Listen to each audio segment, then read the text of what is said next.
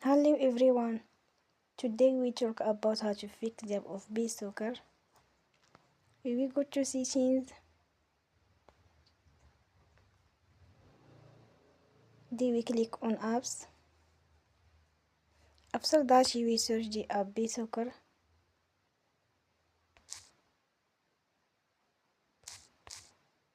And you will click. Then you will unforce stop. After that you will go to storage. Then we click on clear cache. You will go to Play Store. And you will update your app. Don't forget to support us by like and subscribe. See you next time and thank you for watching.